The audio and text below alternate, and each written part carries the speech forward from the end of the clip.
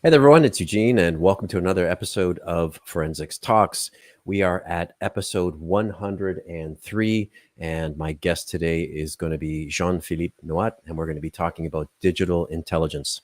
Now, before we get started, just a few things, and the first one is, it's July 4th, so I call this the July 4th edition for our friends in the US. Happy July 4th. You're probably having barbecues or traveling or enjoying some time at the beach or something like that. I know it's a big travel time in the US. So, hey, if you're watching, great, fantastic. Glad to have you here.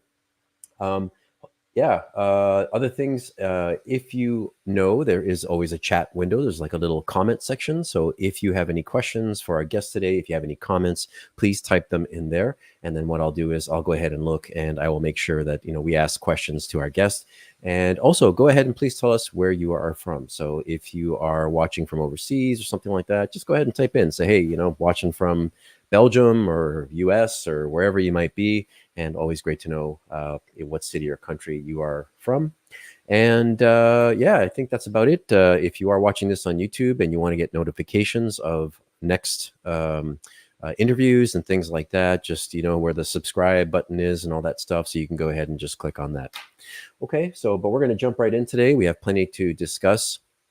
And I want to introduce or give a little bit of background on my guest.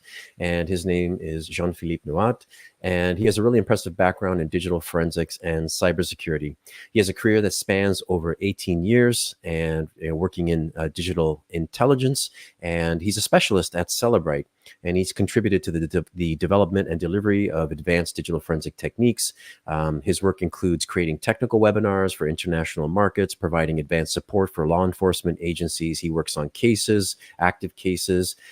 He enhances capabilities in handling complex digital investigations.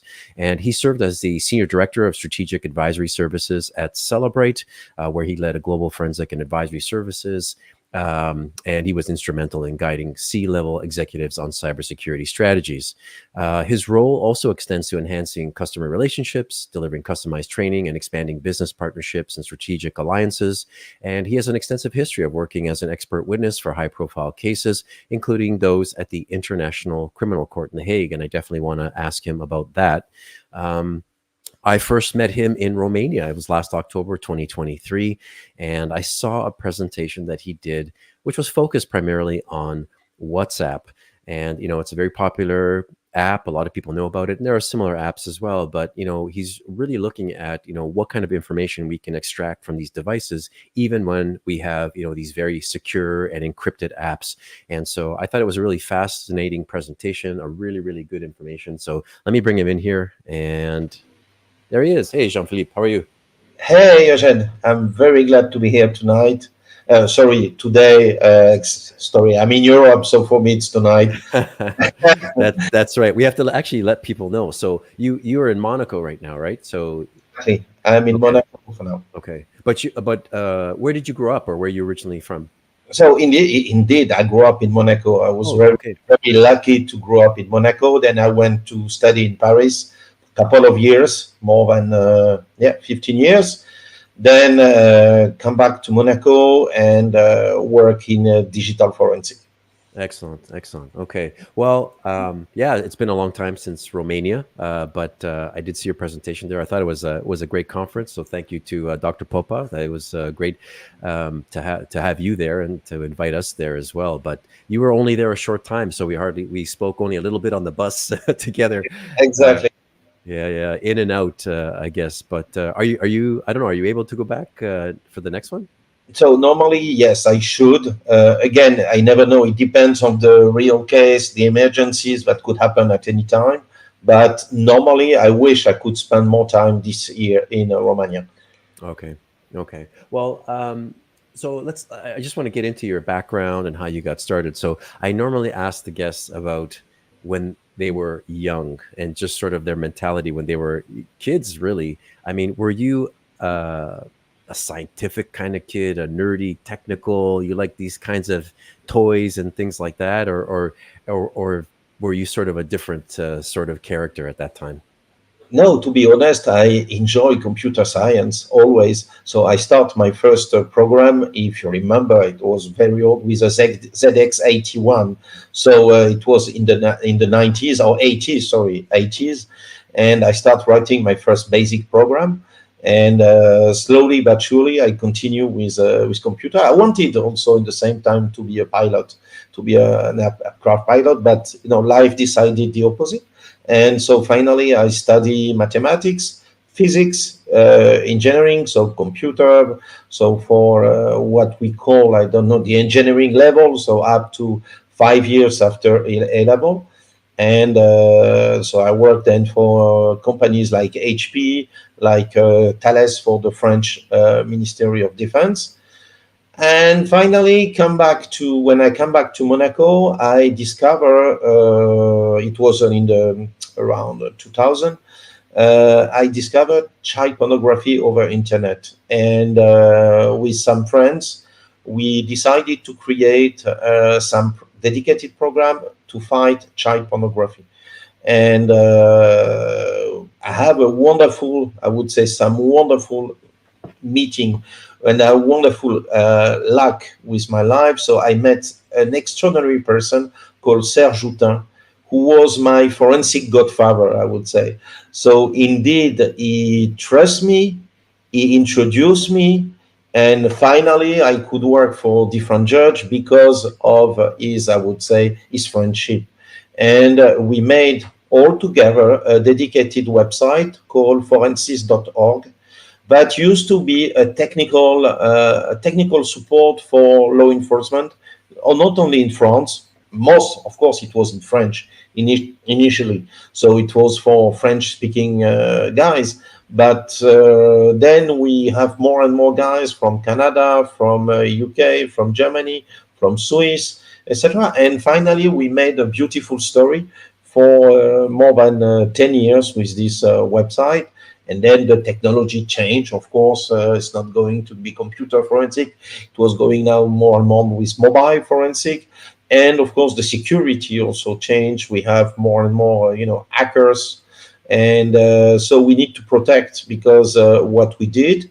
And finally, we had no time to maintain this. And now, we have WhatsApp, we have Signal, we have groups of everything. So, of course, the website itself as a concept was not useful anymore.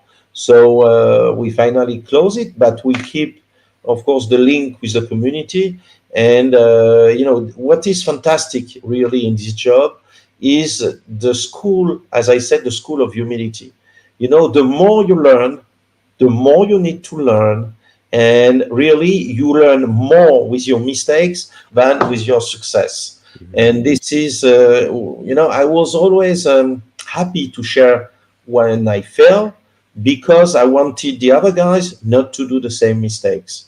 So this is why, and again, if you do it with some humility, but of course with passion, it's going to work. As I said, always said in my course, never give up. In front of a digital evidence, never give up. Right, right. Yeah, interesting. So when I was young, I had the Commodore VIC 20. So I remember Oh, begging yeah. my father I begged him, please, please buy me. And so I used all my like birthday money and things like this. And so I was into programming. And it's funny, I was also interested in becoming a pilot. And I got, Oh, you're on mute. yeah, there's something, sorry about that. I got halfway through when I was a pilot. Um, and then I was moving around in jobs, so I couldn't do it anymore. But it's interesting. We had some very similar interests. You mentioned Serge. I didn't catch his last name. Oh, Serge Houtin. It's a Uta. Belgium. It's a guy from the Belgium police. Now he's retired, but he's still very present in my heart. I never forget him, and I really I'm sure sooner or later he will listen this, and he knows that he's in my heart forever. All right. So around. So we're talking about what time frame when you first met him? So I met him in the 1990, something like that. So even yeah, 19. No, sorry. try to be younger. We talk about 2005 exactly. So almost 20 years. Okay, so at that time, he was inside of doing this digital intelligence as well, or was he doing something different? Yeah, he was indeed the head of the technical police in his city, and he showed me the job because we at this time we have no school, we have no way to become to have experience except practicing, and practicing. And the problem is the law enforcement community is quite close if you are not coming from the law enforcement really. And this was the challenge. And of course, when you share something to the law enforcement community, it's easy, but for them to share something with you, it's more complicated. Okay. So tell me about what you do as a digital intelligence expert.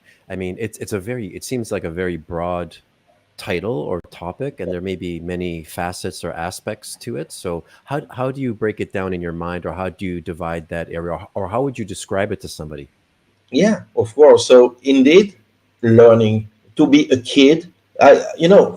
First, if you want to be a real and specialist, is you are just learning every day, and you live a passion, and you must see the new evidence like a child. Okay, yes, I see that, and I want to improve that. And you use different tools, and you say no, you're not happy with what you have, and so you need to deep dive, you need to understand what's behind.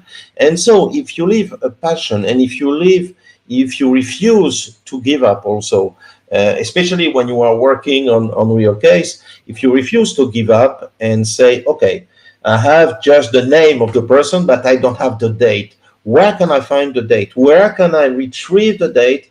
Is it there is a time zone issue? I'm sure of what I'm saying, etc. So it's a passion, it's a game, and always a challenge for sure.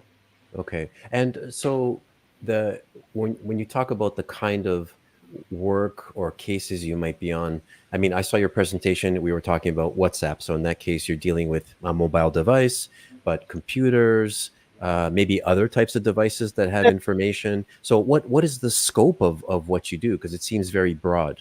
Yeah, indeed, the goal is to assist different jurisdictions, so different judge all over the world, and of course different police to be sure of the evidence they have on different digital evidence. So it's starting indeed to preserve digital evidence, and this is very important.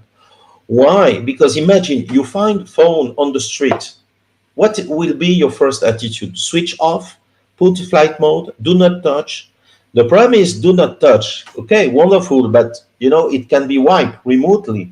Okay, if you want to preserve digital evidence, you need to think about it, and you need to anticipate. So if you put a flight mode, what's the consequences? Okay, that's great. My phone is going to be put in flight mode, but indeed I will have some impact on the logs I will find on the phone. So I would say, each attitude must be thought and anticipated. Okay, if you have a guy that is killing himself, okay, does it mean that you need to keep the phone on or off? How you going to unlock the phone? You see, so you have a lot of question. And of course, if you, for instance, if you switch off the phone, you will not retrieve the same amount of data, but if you keep the phone on. So indeed, and this is the challenge, the good attitude of the first minute is the key. Yeah, exactly like DNA, indeed. If I'm coming to a crime scene and say, okay, I want to help, and I bring this and this on the crime scene, of course it's not going to work, and I will put my fingers, I will put all my lack of hair, sorry, but indeed I will put everything. I will put everything on the crime scene except, I would say, the evidence I'm looking for. Here it's exactly the same. So the first minutes are critical if you want to preserve digital evidence. In front of a hacking, of course, because if you just see that you've been hacked on your PC, What's a good attitude? Do you have to switch off? Do you leave it on? But if you switch off, you lose evidence. So what's a good attitude? And exactly same for the phone, exactly the same if you have a drone or if you have the cloud, cloud evidence. Exactly. The problem is of digital evidence if changing in real time, meaning you have a limited amount of time to take the right decision. Mm, interesting. Yeah. And uh, what about, I mean, you're talking about preservation here, which is obviously very important because you don't want to destroy the evidence. And then what about retrieving? So one part of it is, hey, well, how do you preserve the evidence? But then the second important part is what can you pull from this device or something like that, right? So um, talk to me a little bit about retrieval of evidence, of digital evidence. Yeah. So indeed, you have a different example. Imagine you have a computer in front of you. Okay, I would say a normal PC, classical PC, or desktop or whatever. So here, if the PC is off, okay, you just take the hard disk, you put a blocker, of course, to preserve the digital evidence, and you acquire everything, meaning including the empty space, so you can retrieve deleted data. And again, I always think how to maximize the quantity of data I could retrieve. Okay, so this is for a computer, but imagine you have a live computer. The situation is different. So imagine you have a Mac. You have a Mac live, so are you going to remove the hard disk from the Mac? Of course, no. The Mac is working, so here it's more complicated, especially with a Mac. Encryption is a challenge, so you need to anticipate that before switching off everything. You need to anticipate that you might have encryption issue. So, and here, of course, if you are working on the scene, you can see that if you have, some post-it or some notes with a code, or you take picture of everything, etc. So it's it's super important to identify every, I would say, object near the computer. Okay. Now imagine you have a phone. Phone, two steps. It can be locked or unlocked. If it is unlocked, okay, in the past, and this is very interesting because if you remember, we talked about that with WhatsApp. In the past, I used to say, yes, I want to see the WhatsApp now. I want to see the message, etc. And this is now, and again, that's why this job is wonderful because it's changing every day. And in the past, I would say, okay, look, if you have WhatsApp, look if you have Signal, etc. Here, I would say, if the phone is unlocked, please switch off all the messaging apps. You know why? Because you have ephemeral messages. Ephemeral messages is not your friend, and you need to anticipate that and be sure to switch off all the messaging apps so that we can maximize the quantity of data we are going to retrieve from the phone. If you, for instance, WhatsApp is running, what's going to happen? You are going to have the phone for 2, 3, 4 hours to extract it. But the problem is, if a message is going to be programmed to be deleted for the next 1, 2, 3, 4 hours, it's too late. Okay, you will not be able to retrieve it. So that's why you need to anticipate that. And this is completely new in our agencies to think about anticipate ephemeral messages. Very interesting. So you've probably run into some situations or cases where you've actually seen this happen, where maybe there's new messages coming in or there's messages being wiped out as they go. Is Yeah. that true? Yeah. Absolutely. So, of course, sometimes, normally, when you just arrive on scene or you want to put the phone in flight mode, but is it enough? Of course not. Guys can have some smartwatch. So, indeed, with the watch, you can already interact with the phone, even if the phone is in flight mode, for instance. So, you need to preserve as much evidence as you can, and of course, consider your phone as sealed. So it means that here you need to protect it and you need to put it in a can box or something like that to cut between all the waves and all the connection from outside. So this is really important. And then you need to extract the content. And Of course, all the recent phones now, Android or iOS, the encryption is an issue. Yeah. Okay, and that's why Celebrite is a wonderful and extraordinary company, because they know how to face encryption, and they are helping law enforcement agencies to decrypt all this content. And I would, to be honest, without their capabilities, I know that many cases could not be solved. Mm. So for you specifically, I mean, Celebrite sells products, which allows people to sort of pull evidence from digital devices. Yeah. But I know that you work on cases. Like I remember you've been busy working on international cases and everything. So Yeah.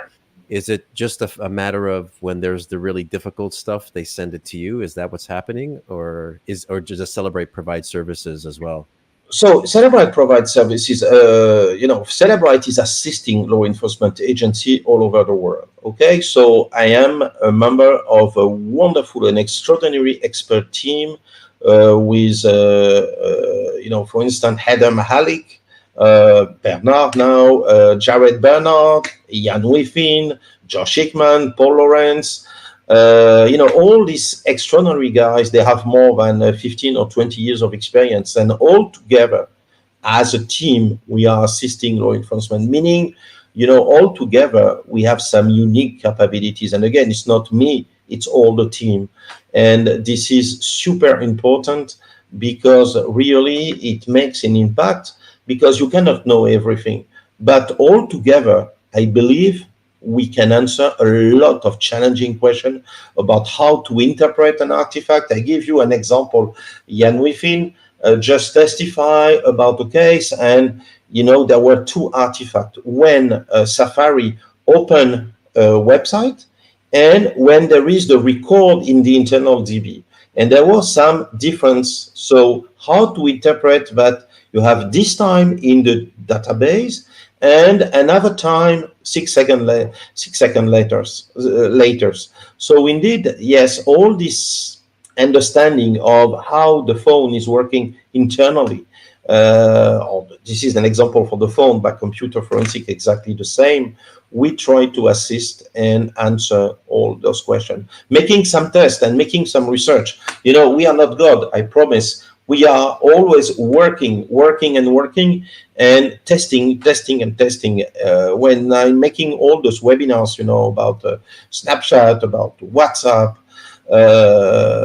we always made a lot of testing to be sure we understand, and we ask the right question, and we understand the internal behavior of the phone. And what is wonderful in this job, if what you say 3 months ago, it changed 3 months ago, 3 months later, it's not true anymore. So that's why we have job for now, and we are not complaining, because we are building what we call the 101 community. So we mean a strong community all together to assist each other, and to really to build a strong and trusty relationship.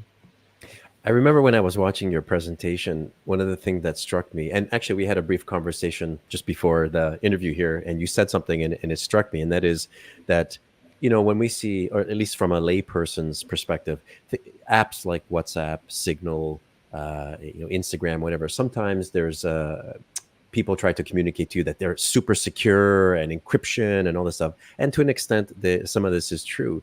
But yeah, I think you said, sometimes even when you feel you've hit a dead end, or like, okay, we got nothing, sometimes there's always the little crumbs that appear or that present themselves. And I thought that was really interesting. So can you talk about some of the things that, and this is really for a lot of the people in law enforcement around the world that may be watching this one day, thinking that, oh, we got this phone, but I don't think we're going to get anything from it, whatever. What kinds of things should they be looking for, or could present themselves as an opportunity for them? I give you an example. We talk about Signal, WhatsApp, or whatever. You have some messaging app, and imagine the situation. Okay, the guy, before being caught by the police, just deletes the app. Okay, so when you acquire the phone, you have no you have no evidence of the app. You know that indeed you used to have this app. You know that messages were sent or exchanged during a long period of time, but you don't have everything. So indeed, as I said, you must never give up. First, you must try to find some backup.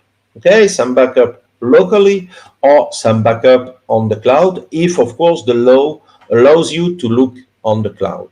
Then what else? Hey, let's think about our research. For instance, on iOS, you have a new evidence called Biome.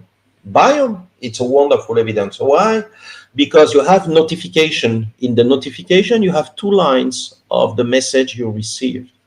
So indeed, even if the app has been deleted, even if you don't have any backup, I should say, guys, try to look at the biome, try to look if you don't have any notification, and indeed you have until 28 days of data that could be retrieved. It's not always 28, it depends on the size of the quantity of the data, but as I said, never give up, try to see if you can look something here. This is an example for iPhone. Can you talk about some of the what you presented in Romania in WhatsApp? Because there was other information, like for example, you were talking about, and I it doesn't hit me right now, but I remember seeing that you were able to receive or know that part of a message was sent or something was received, or there was ways that you could do things like that.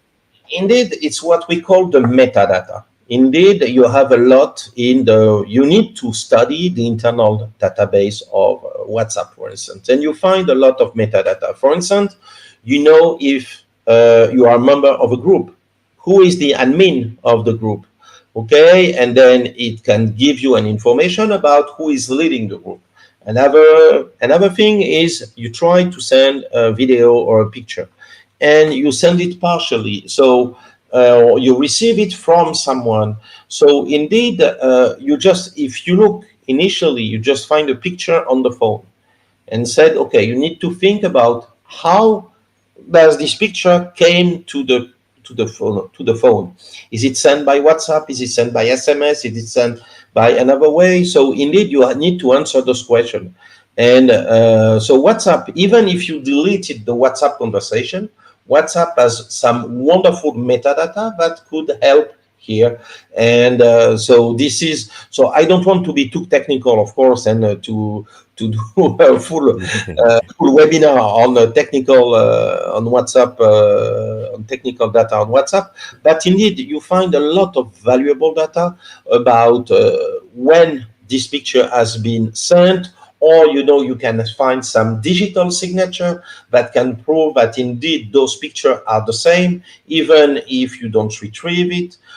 So sometimes indeed putting everything, I would say, all the puzzle together, you are going to build the truth.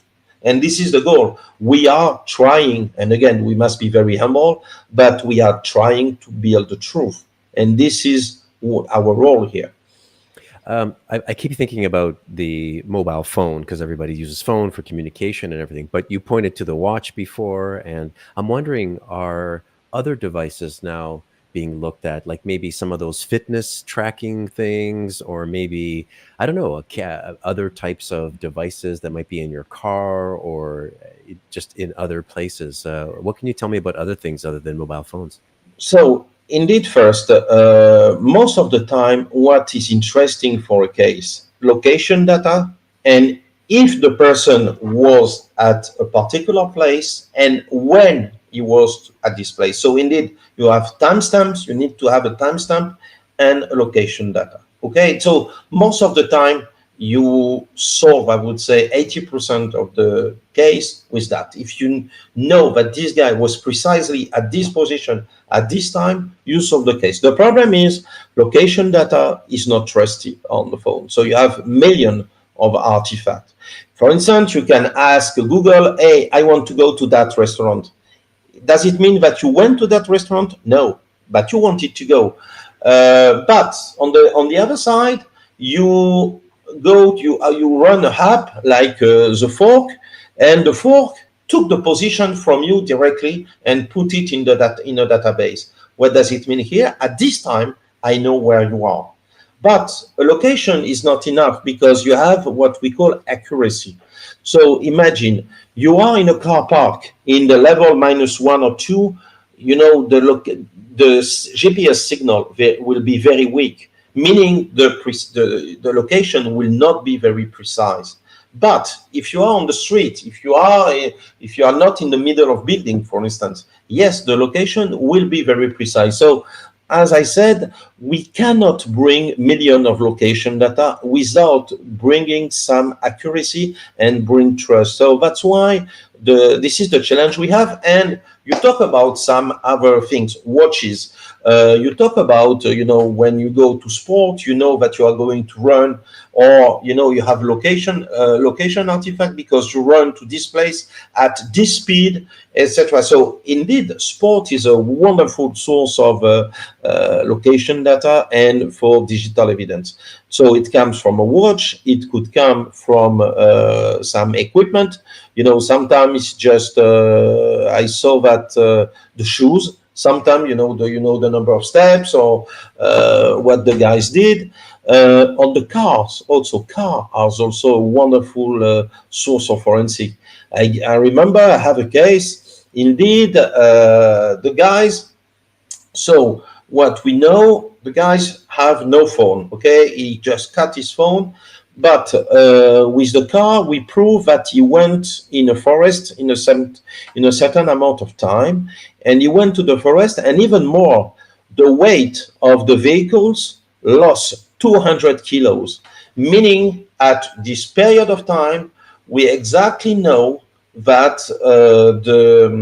indeed that the weight that were seated on the car, we lose 200 kilos, and then we have 100 kilos coming back, and then when the cars come back, we lost 100 kilos. What does it mean here?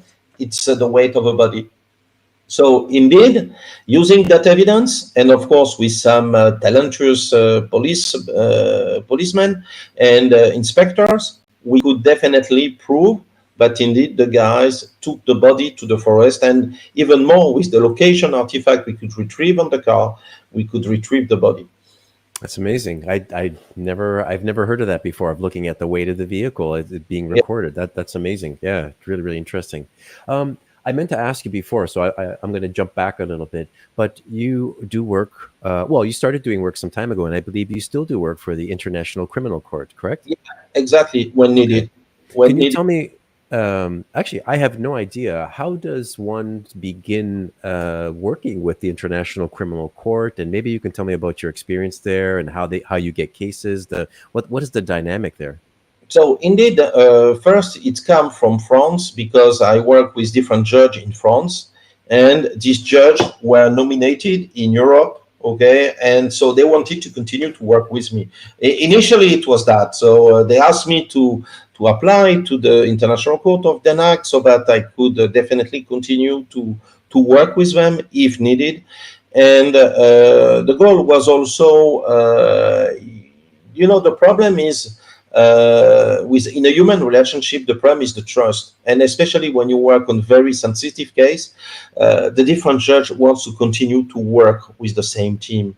Okay, so indeed the dynamic is what we call in French ordonnance de commission d'experts. So you have indeed the judge asking for a mission to you. So they ask for you, for instance, and indeed they ask for assistance about, okay, I need to have a terrorism case, I really need to have your help to be sure that I am going to arrest the right person, because our role is also to bring the truth. So sometimes you are protecting someone or you are defending someone because he was arrested but he was not guilty. Looking at the digital evidence, it was not guilty. So it really it depends, and sometimes you need also to. And I was thinking about a murder case I worked with couple of years ago. Indeed, the guys claim that so the suspect, I would say the suspect, claims that his girlfriend was was working on on internet on the computer, meaning, okay, she was not dead at this time, and she was playing or working with the computer. And the problem I have is how to prove that behind the keyboard you have a human being. Okay, and this is quite challenging. It's funny because indeed, first you have a mouse, so you have a mouse and you have a cat. So indeed, the cat could move the mouse. So this is the first thing, and it could happen because here we have a cat. Second, we have a browsing history, and we need to understand why you have a browsing history. Is it because is it manual, or is it because it's automatic? And then we have sometimes we have a crash, and so we need to understand the behavior, and is there a human being behind that? So indeed, I was lucky because I used to have at this time a Bluetooth keyboard. So Bluetooth keyboard, if you press on the key, you have an interruption on the event log in Windows. So if nobody press a key on Windows, it means that you can interact with the computer only with the mouse, okay? Because you have no interaction with the keyboard. And so if you have only interaction with the mouse, it means if you want to start a program, you need to go to start and start a program, or because remember, you are not typing on the keyboard. So it was really interesting. And finally, I could prove, and the guy was condemned for more than 20 years of jail. And I could prove that indeed this was bullshit. And really, there was nobody behind the keyboard. Even if you have internet browsing activities, this is because you have a technology called HTML5, and it means you have dynamic entries. Like if you're looking for CNN, okay, each 15 minutes you refresh the screen, but it doesn't mean that you have interaction. Okay, so this was funny. Interesting. You were mentioning a lot of your colleagues before, some really good people in this area. So is there an organization, like a European organization or a global organization of people working on digital evidence or digital intelligence? That's a great question. I don't think so. We know each other for sure. We have we have, of course, in Europe the International Court of Den Haag, and we have in France different what we say Court of Appeal that we work with, but we don't have a real centralized organization because each country has its own law, meaning some attitude or some I would say some habits must be lost if you work with this country. Give you an example, very easily to understand: the cloud. The cloud legislation is changing every month, and it depends on the country. So on some countries, especially, I'm living in Monaco, so my country in Monaco, of course, I can investigate on the cloud. My country is 2 square meters. So indeed, if I cannot investigate on the cloud, I wouldn't be able to do anything. But if I'm talking about France, for instance, France, the witness must be here, the suspect must approve that you go to his cloud, etc. So the situation is much harder. On Germany, the situation is different. So you say, as always, there is no one good attitude. You need to adapt to the habits of the country, and this is the challenge. And in Singapore, for instance, you can go to the cloud everywhere. You have no limitation. There's probably going to be some students and some academics maybe watching this who might have an interest in this particular area. Now, you have a background with like programming, computer science a little bit, and that sort of thing.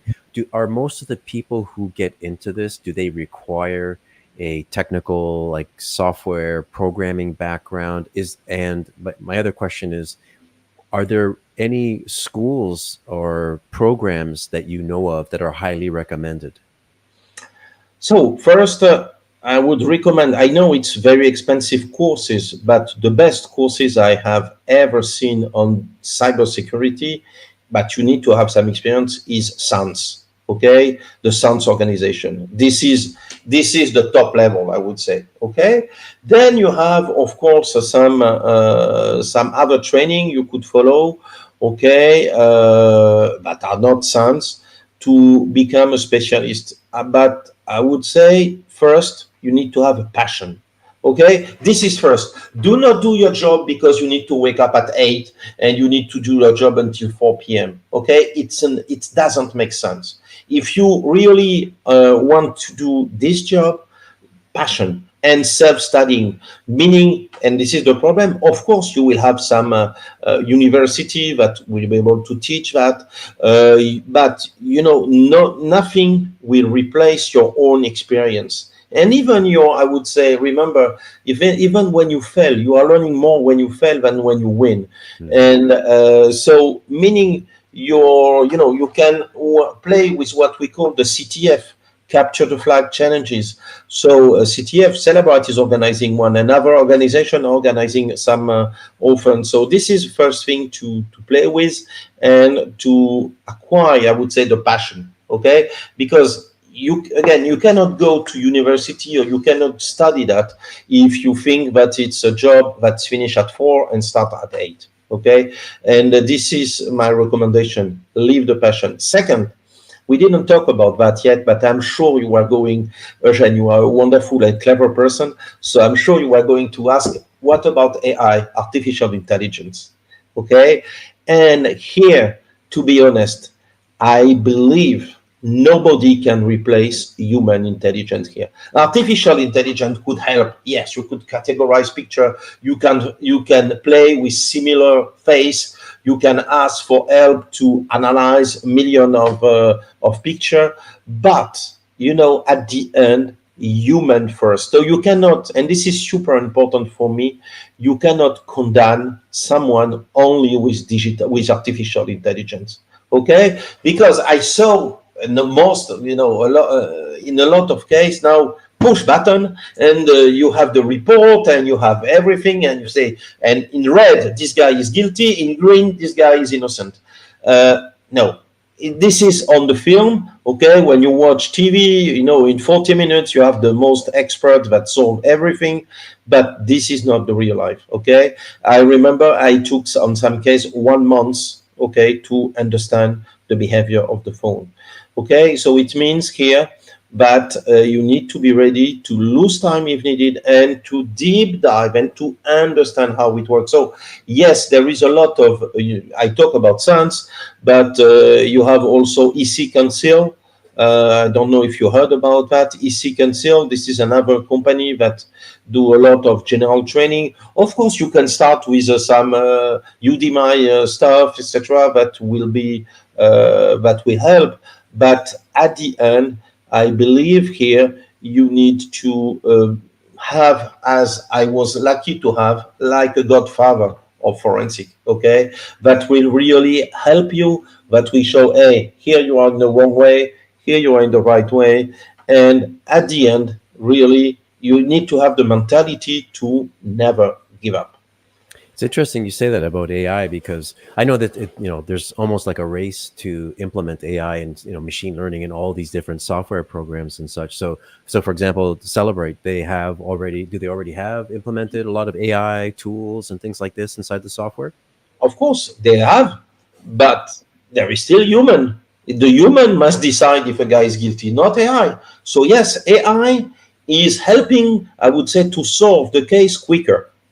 But AI is not reliable at 100%, meaning you need to be behind AI. You need to understand the limit of AI. You need to understand that AI can be wrong sometimes. Okay, so of course it's a help, it saves your time, but as always, validate your finding. If you think that this is the case, please be sure to use another software or an open source solution to be sure you have the same result. Okay?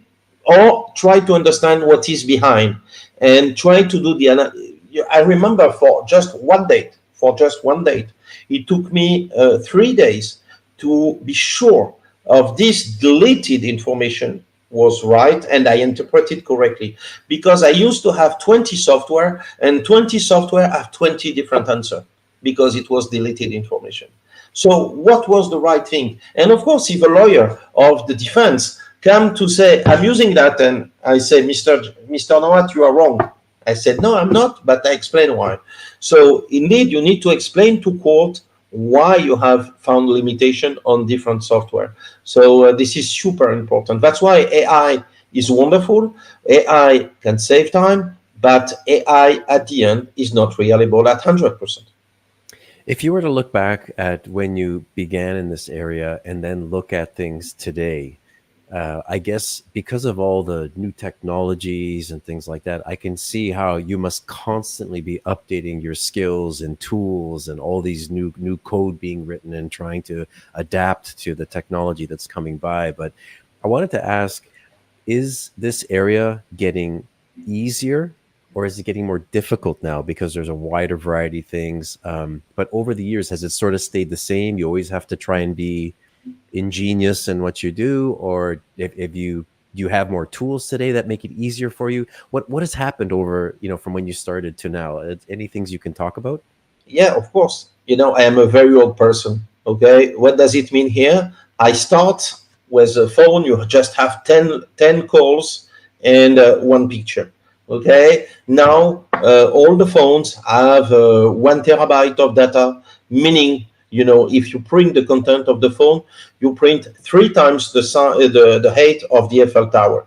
Okay. So, is it going to be more complicated? Yes, for sure. We have to face encryption. We used not to have encryption before. We have to face big data. Big data, more and more data. What does it mean here? When I have a judge telling me, JP, I need you to retrieve everything on that phone. I said, okay, I'm not your man. I'm sorry, I'm not your man anymore. I used to be your man, but I'm not. So, indeed, finding everything on everything is not now an answer. Okay, you have on your computer, you have terabyte and terabyte of data. And I don't talk about the servers, I don't talk about what you have on the cloud. So, indeed, you need to focus about what is essential for you, what you need to know, what you are looking for. What does it mean? You need to use keywords, you need to use timestamps. So you need to know, okay, I'm going to start my investigation between January 1st and February 1st. Okay, I'm not going to investigate on everything. If I want to do that, I'm going to lose time. I don't have the tools, and I'm going to, even for the jury, it will be absolutely a nightmare to explain the story. So that's why we need to, I would say, to come back to more to human. So what does it mean here? You imagine your phone now is a black box, okay? The black box is impossible, so you need to cut it in small pieces that are understandable for a human, for the jury. And so more and more you need to cut in smaller and smaller pieces, if I Yeah. can use this expression. Yeah, it's an interesting point. And you talk about explaining and explaining why, and also the jury and judge and things like this. So I have a question about the some of the pressures and the responsibility and how you maybe approach things when you're at trial, trying to explain these to maybe not so technical people. Do you find what is difficult about the role you have when you're at court and trying to explain it to the judges and lawyers and things like that? Have you come across any difficulties, or do you have an easy way to explain things? Yeah, so indeed, you need to make the most complex thing simple. Okay, so use simple words. Do not use I used to hash with SHA-1, etc. It doesn't mean anything for the judge. Just say that you bring trust and you double check your data to be sure that you have the integrity of the data you are working with. If you're saying, for instance, this expression instead of I used to hash in MD5 to be sure that, okay? So indeed, the way the words are important here. Okay, and that's why, yes, you try to make it simple, but if you need to deep dive, you can deep dive. And this is exactly what my wonderful friend Jan Wiffin did on court a few weeks ago, explaining how Safari is working. Okay. Question about legal jurisdictions and different laws around the world. You work in a global capacity. I know you have projects and cases and files from all over the place.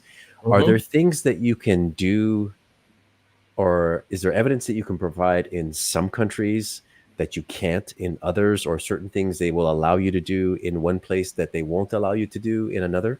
Of course, of Yeah. course. I talk about the cloud, exactly the cloud. So imagine if I'm in France, I need to have an agreement with the suspect if I want to extract the cloud. So it's not really now the case anymore because as an expert, I could do that because I am supposed to be neutral between the police and between the suspect. But officially, yes, we have some restriction depending on the country. So if I'm working for, on a case on a dedicated country, I need to know the laws. I need to know what I'm allowed to. It's in exactly. It's written normally in what we call the code de procédure pénale. So it's a dedicated law books that tells you what you are allowed to and what about you are not allowed to do. And for instance, in Italy, in Italia, you don't have the same right that in Spain or than in France. So it's always a challenge, even if the border is next to your country. So for me, I'm in Monaco, meaning Italy is very near, France is very near, and even Spain is a 1 hour flight.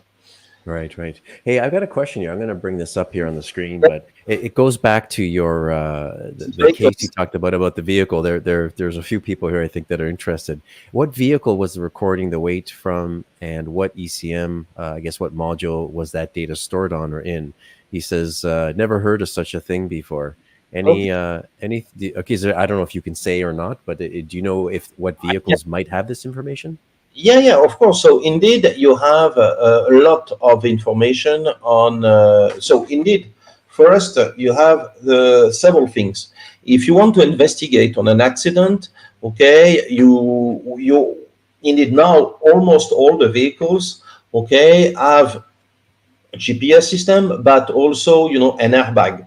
So when airbag is working, you need to know that airbag is always recording the speed, the acceleration, the brake, if you push the brake or not, etc. So indeed, you have all that information. This is for an accident. Okay, is it used or not? It depends because sometimes it costs a lot of money to retrieve that because now it's encrypted. But when I did this case, it was not encrypted, and you have the main, I would say, the main computer of the car, what we call a unit. And in this unit, you have a lot of valuable information.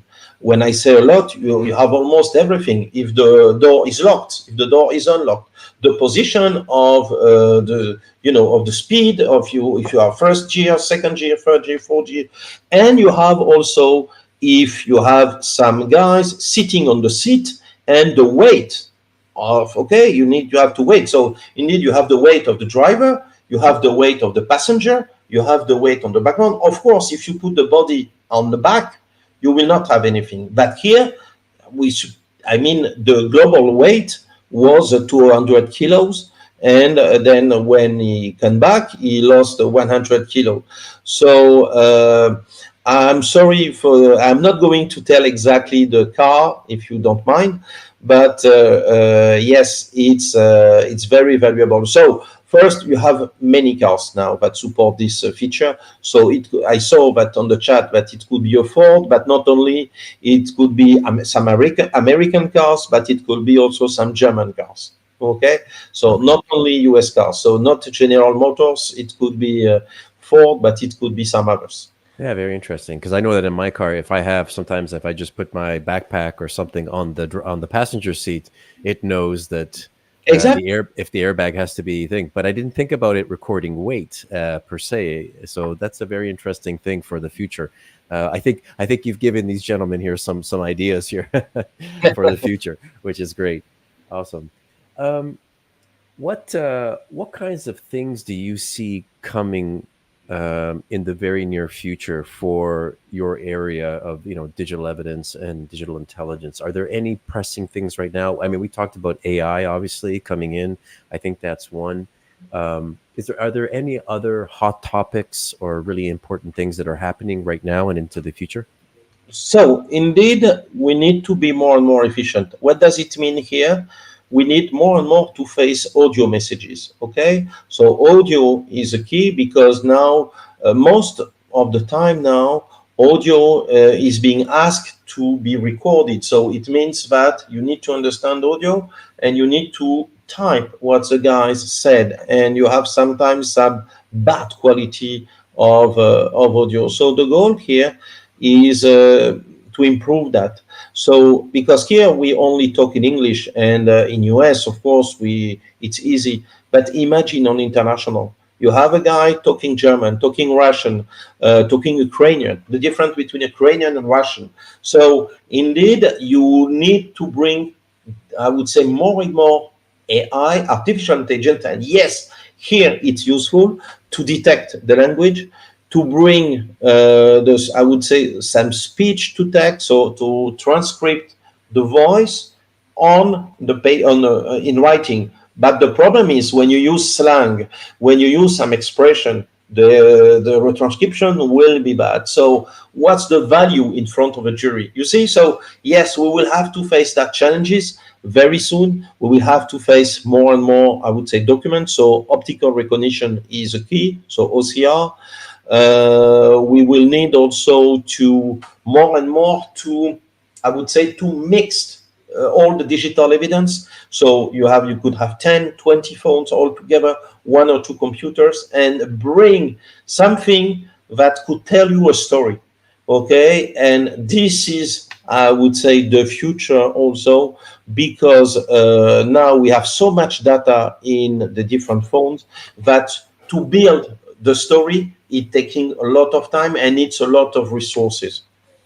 It's very interesting you say that. I've heard many different experts say this about building a story and telling a story with their evidence, and I think it's a very important point. It's a theme that's been coming up over and over. Let me ask you about research. You mentioned that your team does research and you investigate things and that sort of thing. Do you actually do research affiliated with maybe universities or with PhD students and things like this, or is this all internal research? And can you talk about some of the projects you might have going on? So I can give you, for instance, a very concrete example. I'm making some research today and a few days ago about Uber. Okay, what location data we could retrieve and how we could interpret it correctly. What does it mean here? It means that okay, I want to go there. I'm going Uber to go there. Does it mean that I reach my destination? Not sure. Okay, I can stop before. Remember, we go to court with it. So this is an example of our research to see, okay, how can I interpret correctly the data? Okay, because in the database, I have the destination, but does it mean that I really went to the destination? So this is an example of our research, and it can be, we can talk about location artifact also. Location artifact is always a challenge because you have a lot of, I give you an example. You get out of the plane, you were in flight mode, and then if you switch on your phone, indeed, the phone thinks you are where you were when you begin your journey. What does it mean here? You will have fake location artifact. So the location will be pure shit. Sorry to be rude, but indeed, you need to anticipate that. So this is an example of the different research we made. Excellent. Hey, could I show your LinkedIn profile here just in case people wanted to get a hold of you or ask you any questions? Of course, All feel right. free Let to me share just bring it up here. my Yeah. link. So here it is, Jean-Philippe Noat. So you can, folks, if you're interested, he is on LinkedIn, so you can contact him there. He does work with Celebrite, and I think you can probably find him online too. So yeah. So Jean-Philippe, my last question is, what is next for you? I mean, you've been at Celebrite, you've been doing this in this area for a while. You're teaching, you're working on cases, you're doing research. So looking ahead for you in your career and where you want to go, what's your direction from here? To be honest, I love my job. No, really, I still live a passion. And, because I am searching every day, I am finding new artifacts every day, I'm finding new methods every day. To be honest, I'm never get bored. I wake up every day saying, thank God to bring me such a passion and to move forward. So really, for now, I want to continue. What am I doing? So of course I can do more case. I can bring. I can make more research. I can assist different person in Celebrite. I can assist some agencies. But really, I am living a passion. So it's not a constraint. I want to be strong enough to be able to continue to work 16 hours a day, like am I doing? To be honest. Excellent. Well, I couldn't have said it better myself. I feel the same way about the work I do, but it's nice to see that there's people that are passionate and blessed with what they're doing. I had a friend once who used to say, I have the best job in the world. You know what I mean? And same thing. Every day would go out and was inspired to do some things. And you can tell. I saw your presentation. I could see that you were a person that was very passionate about your work. You're very deep into what you do. So yeah, I was very fortunate to meet you. I'm very glad that we got the opportunity to talk here. I thank you so much for taking time and speaking to me and doing this interview and educating us. So yeah, look, a big thank you. And what can I say? I hope we catch up again, maybe another time. Yeah. In Romania or whatever, or if you come to Europe, please, we can meet. We are in the middle of Europe, so it will be my pleasure to welcome you, Jean. Thank you That'll so be much. awesome. Yes, I've been to Monaco before. It's beautiful. We were doing our southern France tour and with my family, and we passed through just for a day. Drove there, a beautiful place. Great to see a lot of things. So, yeah, I hope we see you again. Hey, do me a favor, just hang back. I'm gonna just do some closing comments, and then I'll chat with you on the just in a few Okay, minutes. oh, of course, no problem. All right, thank you. Bye bye. Okay, everyone, that does it for this one. I want to thank everyone for their comments and everything else. Answered some interesting questions, some new things we learned today, which is wonderful. Always like to learn from other people and experts from around the world. So summer's going to be here. I'm going to try to squeeze maybe another one or two of these in for the Forensics Talks program. Then there's going to be a little short break, but then we will be back to it near the end of August and September. I want to thank everybody. Happy 4th of July. I know many of you are watching this while you're on vacation or maybe having a barbecue or something like that. So I appreciate you joining us for this. So, hey, folks, we'll see you soon. All the best. Happy Thursday. Bye-bye.